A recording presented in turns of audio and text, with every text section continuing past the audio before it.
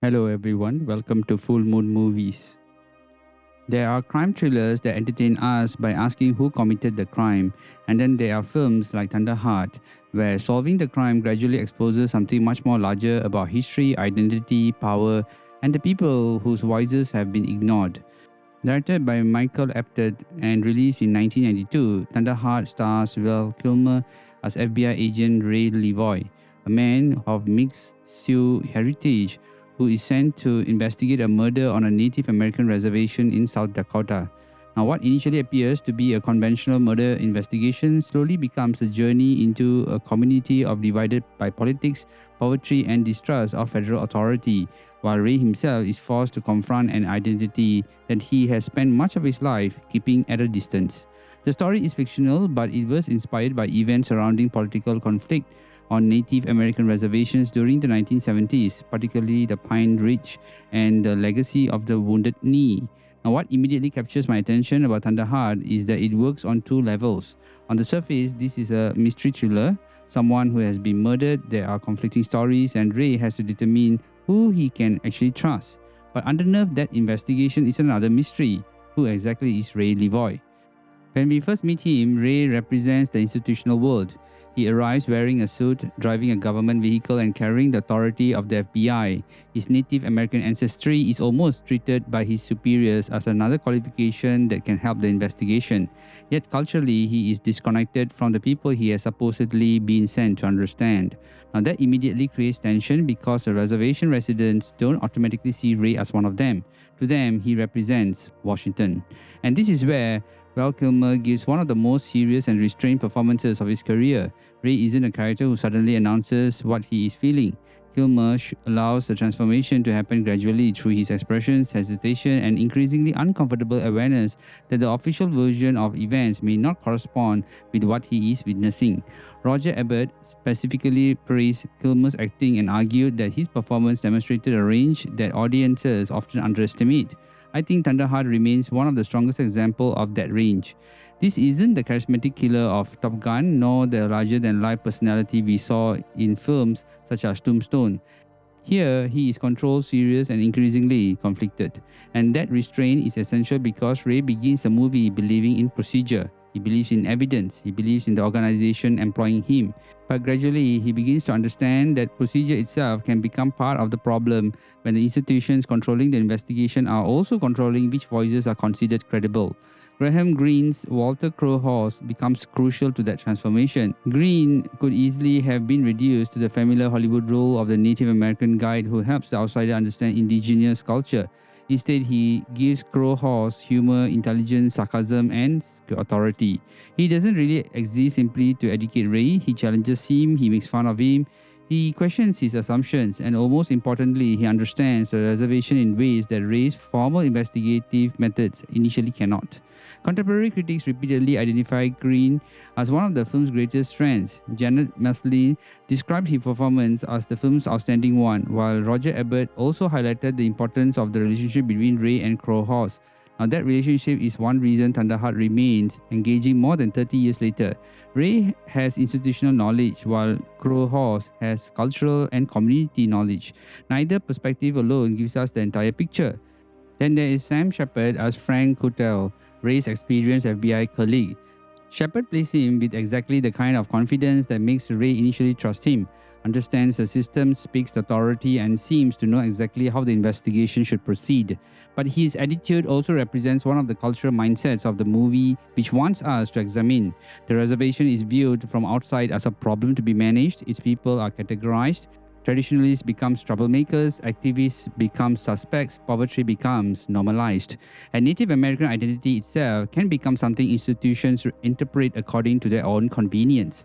This is why Thunderheart is more interesting than a simple story of good people against bad people. The movie is really examining who gets to define the truth when one group possesses considerably more institutional power than the other. Now, the supporting cast of the Native Americans gives the film much more of its authenticity and emotional weight. John Trudeau, who plays activist Jimmy Lukes twice, was himself a prominent Native American activist, poet, and musician. Chief Ted Think Elk, who portrays Grandpa Sam Reaches, was a Lakota leader. Now, the production also employed numerous Native American actors and filmed extensively on locations in South Dakota, including the Pine Ridge Reservation, Wounded Knee, and the Badlands. That matters enormously. When we look at the older Hollywood representation of Native Americans, they were frequently presented from an outsider's perspective, such as warriors, mystical figures, threats, or symbols of disappearing past. Thunderheart, in fact, attempts something different by placing the Native American characters in a contemporary community dealing with real political, social, and economical problems. The characters jokes and they argue, they disagree politically, they distrust each other. They aren't presented as one single unified group. They are just being humans. Now, academic analysis of the film has recognized this as an important improvement over older Hollywood representations, particularly because Native characters are given personalities, humor, and contemporary lives rather than being frozen inside traditional stereotypes. Also, the production's relationship with the Oglala Lakota community also deserves attention. Turner Classic Movies notes that the filming on the reservation was undertaken with the support of the Oglala Sioux people, while contemporary reporting shows that the community members raised concerns when they learned that sacred ceremonies might be depicted. Producers subsequently said those sacred Lakota ceremonies will not appear in the completed film. I think this is important when discussing authenticity because authenticity isn't simply about getting costumes, locations, and language correct. It is also about recognizing that the culture being represented belongs to the living people who have the right to question how sacred traditions are used. Now, at the same time, Thunderheart isn't beyond criticism. Some scholars have argued that while the film improves dramatically upon earlier Hollywood stereotype, it still falls into familiar patterns. Ray's rediscovery of his native heritage can sometimes become the familiar Hollywood narrative of the disconnected outsider discovering spiritual truth.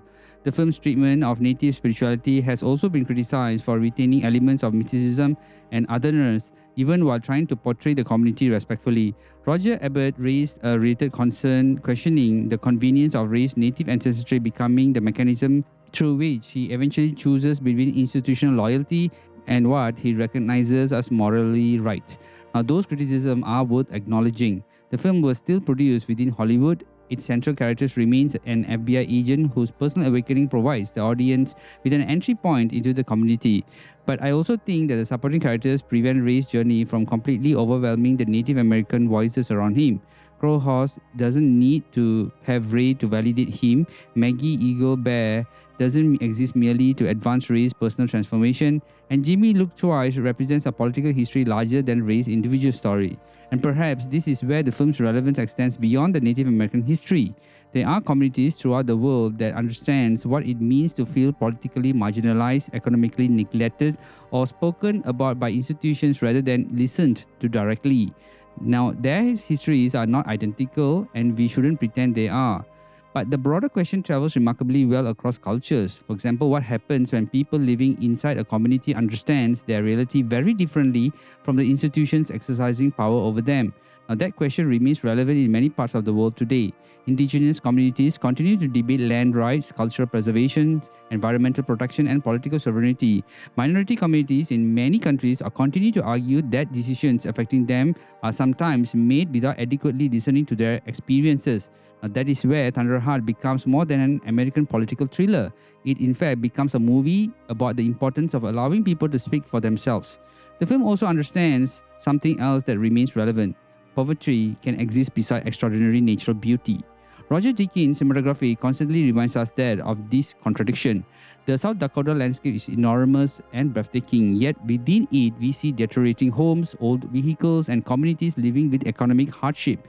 Roger Ebert specifically praised the movie for giving viewers a genuine visual sense of both the beauty of the reservation and the poverty experienced by some of its residents. Now, this contrast becomes even more impressive in the 4K UHD presentation.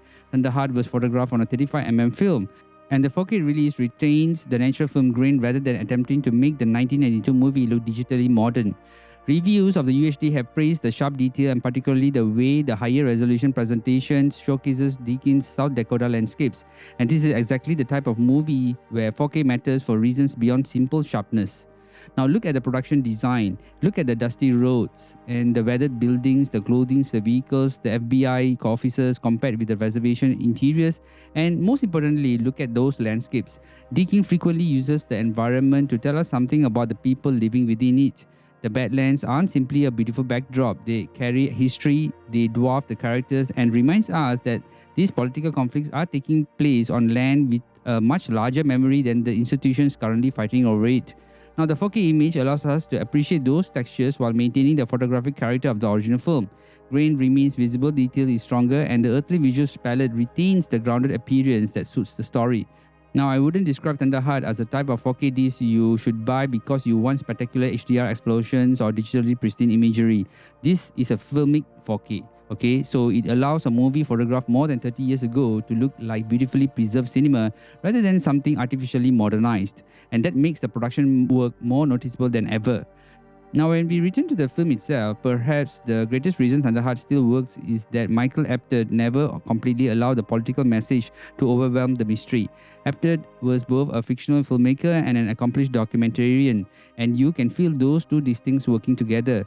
Janet Maslin observed that the film had the structure of a thriller but a documentary-like attentiveness to detail, while Abbott similarly praised Apted's attention to people and place. What we want to know who committed the murder, we want to know who Ray actually can trust, but while we are following that mystery, we are actually gradually learning about something much larger than that is a smart filmmaking. The movie doesn't begin by giving us a lecture about Native American history. In fact, it gives us Ray, and as Ray's understanding changes, our changes also goes along with him. Now, the film wasn't an enormous commercial blockbuster. Produced for reportedly a budget of around 15 million, it actually earned approximately 22.6 million domestically during its theatrical run. But its reputation has endured far beyond those relative modest box office numbers. Critical responses were generally favorable, with particular praise for its performances, sense of place, and attention to Native American issues, although critics also challenged some of its spiritual and narrative cliches. And more than 3 decades later, I think Thunderheart deserves to be rediscovered. It gives us one of Val Kilmer's most mature and understated performances. It gives Graham Greene a character filled with humor, intelligence, and dignity. It also allows Native American performance and locations to provide the story with a level of authenticity that was still unusual in mainstream Hollywood cinema of that period. And it reminds us that listening is sometimes more important than arriving with all those answers. Ray Levoy begins the movie believing that his badge gives him authority, but by the end, he understands that authority and truth aren't necessarily the same thing. And that is ultimately what makes Thunderheart powerful. It's a murder mystery, a political thriller, and a story of cultural identity, but beneath all of those elements is something universal, which is people asking to have their experience recognized and their voices heard. And whether we are talking about Native American communities in the United States or marginalized communities elsewhere in the world, that message hasn't become less relevant since 1992. If anything, it may be even more important today. Now, the 4K UHD gives us an excellent opportunity to rediscover that message while also appreciating Roger Deakins' beautiful cinematography and the film's detailed production design with greater clarity than before. Thunderheart may begin with an FBI agent investigating the death of one man, but by the end, it asked a much larger question. That is, when history has been written by those with the greatest power, are we prepared to stop and listen to those people whose stories were never given the same opportunity to be heard? Now, this movie is a must-watch.